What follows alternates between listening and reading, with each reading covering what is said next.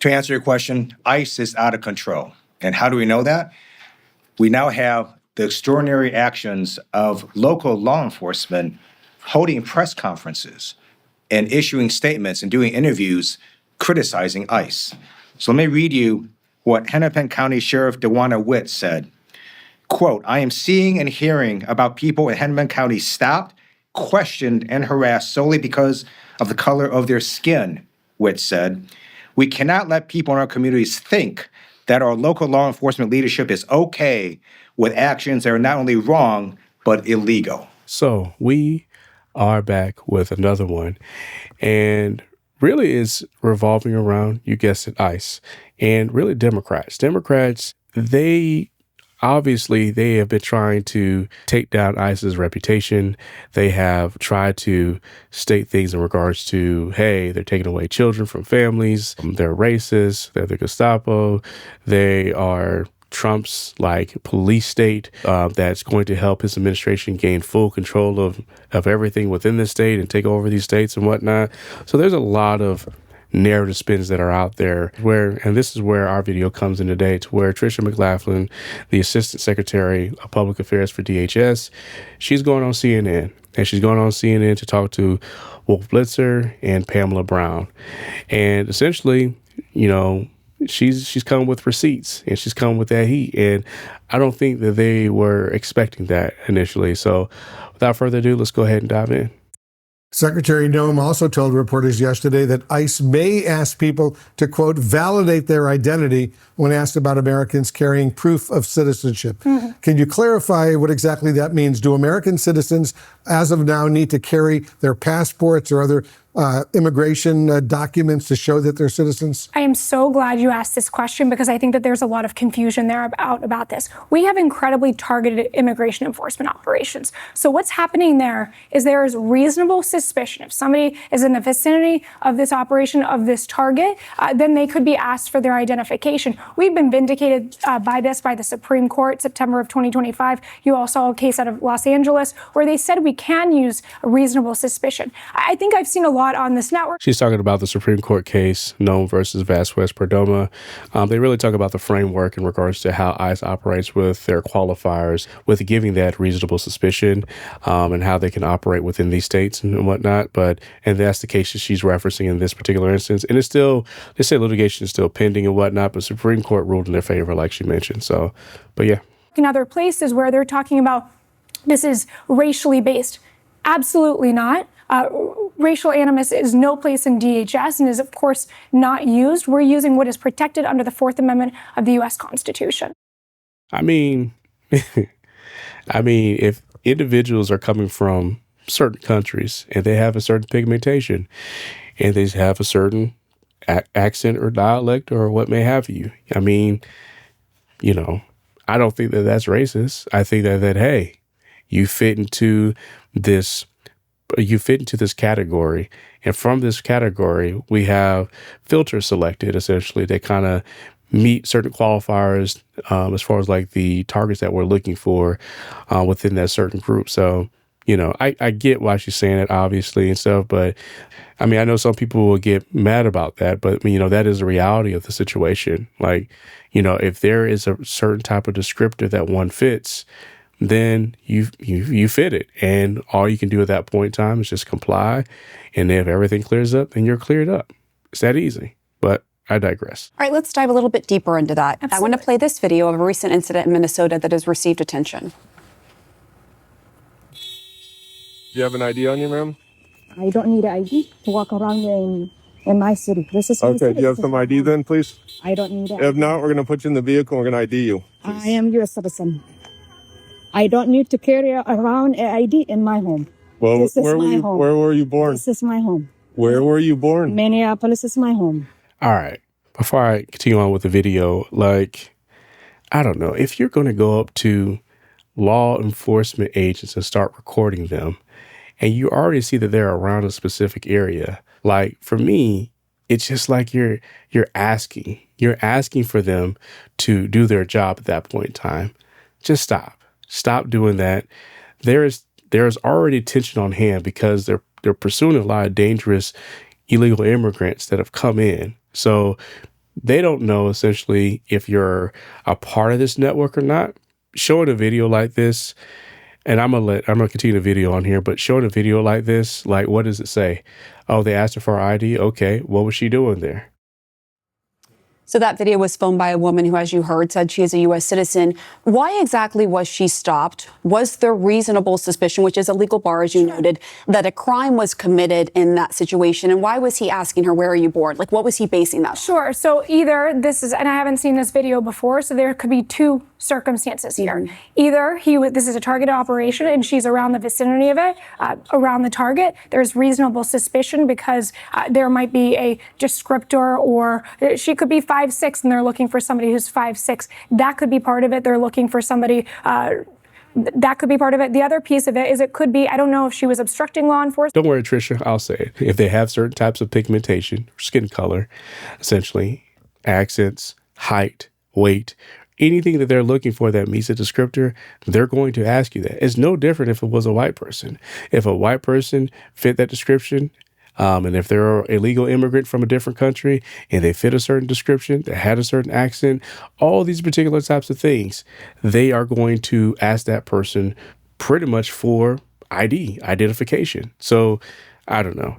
Like I said, that irritates me, and whatever, is what it is. If she was assaulting law enforcement prior to this, but they either had those Title VIII authorities under the U.S. Code 1357, or they had that reasonable suspicion. But what do you say to those who watch that and other videos that they're seeing themselves? I mean, this is not just the mainstream media.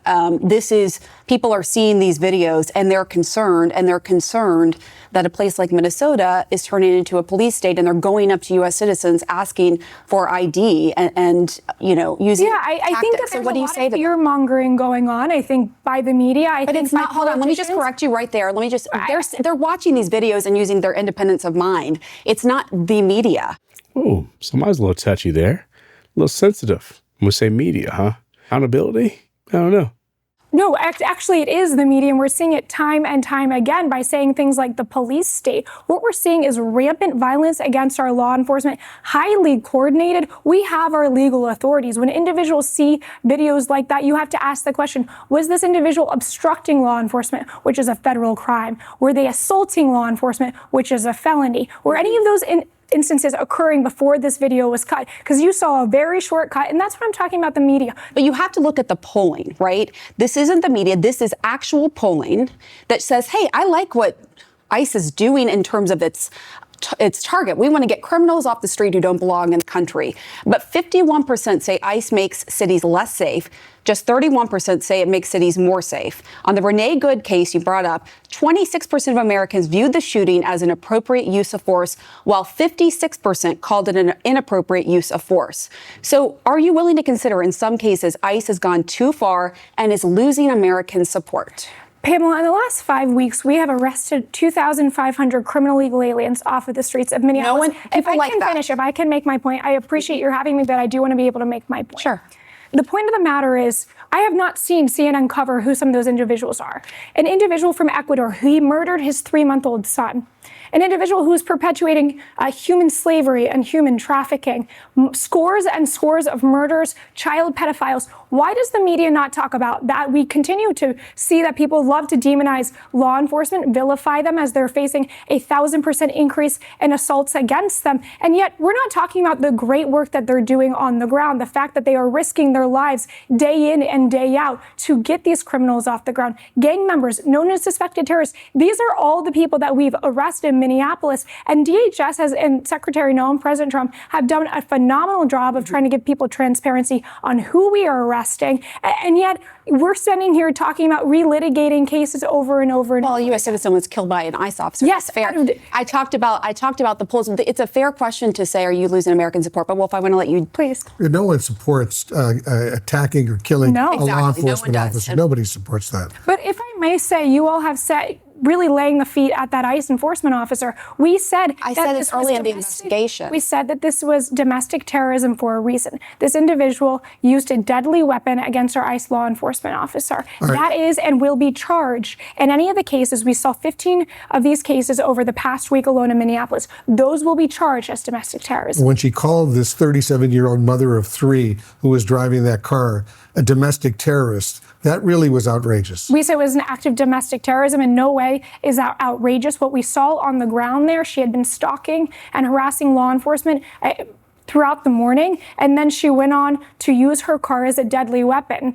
She was driving by after dropping off her little 6-year-old boy That's at just simply school. not true. I have the facts on the ground. I mean, if you look at it, for the hours More before- information you can release to give the public a better understanding. If I can give you the facts of what happened that morning at 9:30 a.m. Central Time, this is where that incident occurred in Minneapolis. This individual, for hours before, had been stalking and harassing law enforcement, impeding operations. At the time of that incident, our law enforcement approached this individual's vehicle as she was blocking in our law enforcement. That is a federal crime. They asked her to get out of the car, to stop obstructing law enforcement. You saw from the video. That's like, I'm sorry, I got to pause it right there, but she's walking this down perfectly. She's saying, hey, this individual was already targeting ICE, impeding, obstructing on their investigation already. And when she was finally like pulled up and creating that convoy there, they asked her to get out. She didn't get out.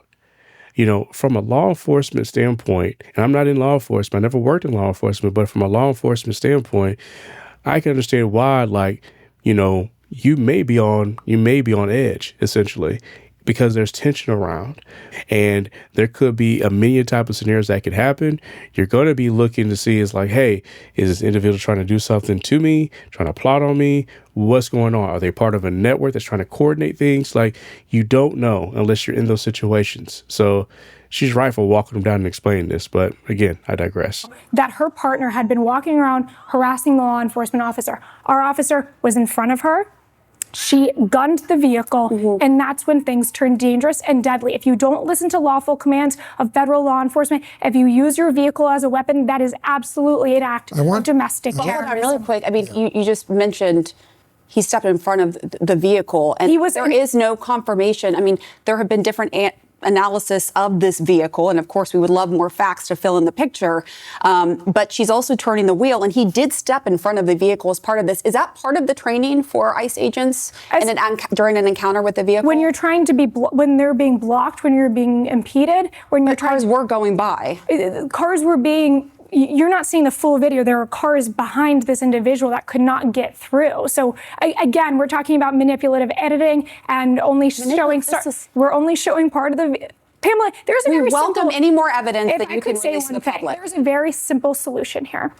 Tim Walz and Mayor Frey should let us into their jails. Those 1,400 individuals, those criminal illegal aliens who have already had their due process, let us in those jails. Let us take those murderers, those rapists, those child pedophiles out. That would simply solve the solution. Work with state and local law enforcement. That is what we're asking. Down in Florida, there's been 40,000 arrests of criminal illegal aliens. We've seen peace. We've seen public safety. That's what we should be seeing across the nation. Let's just pull up the Statutes of Homeland Security of Act 2002. Let's pull up the Immigration and Nationality Act, Title 8, USC 1357. Let's pull up the ICE Authorization Act in 2007.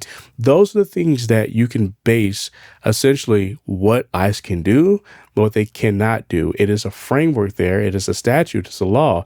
And if individuals are not reading these things, and if they're just taking for what their politicians are saying, then yes, shame on them.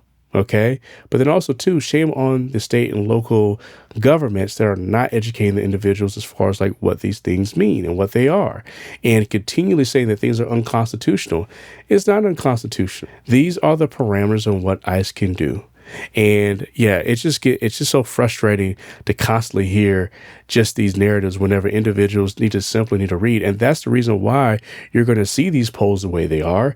And they're going to be, giving these particular numbers because of that reason alone. So it's not to discredit the polls and what the polls are saying, but let's start with the source here and what's going on. It starts with the state and local governments as far as like what they're telling their constituents. And if they're not honest with their constituents and they're telling them, hey, this is because, Trump's upset with us because of X, Y, and Z, like whatever it is, when you're not pointing to the law, you create this hysteria and whatnot. But I'm going to get off this, but I digress. Also saw that video of a woman being pulled out of her car as she was trying to simply go to the doctor. Is that what? That is, she was not going to the doctor. Is what you're seeing there, are these the officers are trained to do? They cut off her seatbelt, they dragged her out of the car and took her out? This individual was actually arrested because she was time and time again impeding law enforcement officers. Again, a small snippet of this video. So she was an agitator intentionally, again, trying to impede federal law enforcement officers, which is a federal crime. It is a felony. How do you know for certainty, though, that she wasn't just caught up in the protests and the traffic and the chaos and was trying to get to? How do you know that Because she was doing this time and time again, over and over and over again. We've talked to federal law enforcement on the ground. We talked to their supervisors. In this case, we knew exactly what happened here, and she'll be charged as such. I want to ask you about the recruitment. You talked about, the training they get. Yeah. There's an ICE recruiting poster, and it read, quote, "We'll have our home again." That's gone viral. That phrase is cited as having ties to white nationalist groups in the U.S. and Canada. And oh man, these narratives, man. I don't. White nationalists. I mean, I don't know. I'm just gonna play it. It's silly to me. It's silly. I don't know. I digress. A database of symbols maintained by the Global Project Against Hate and Extremism. I want to let you explain that. And also, even if this is not intentional, do you denounce this if it's if this could be seen as a dog whistle to white supremacists? We'll have our home again is now a white nationalist dog whistle. I mean, what are they even? What is a dog whistle to? Well, it's. By the way, I had a feeling you would ask me about this. I was. Yeah, I want to let you explain. There's plenty of poems. It's There's gotten a lot of attention. Yes. And there's no reason that we should be manufacturing outrage. There are plenty of it is actually. There are plenty of policy disagreements we should be having. And I really believe we should be having.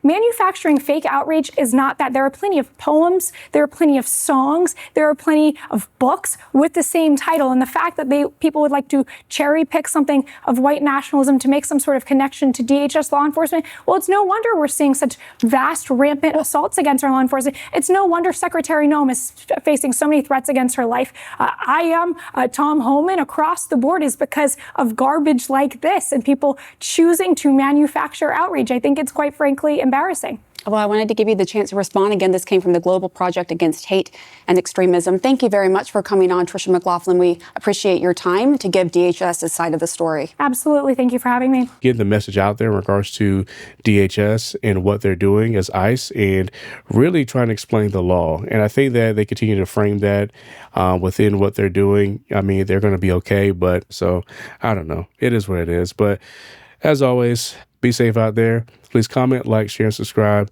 on An Unaffiliated Mind. Until next time, catch you later. Deuces.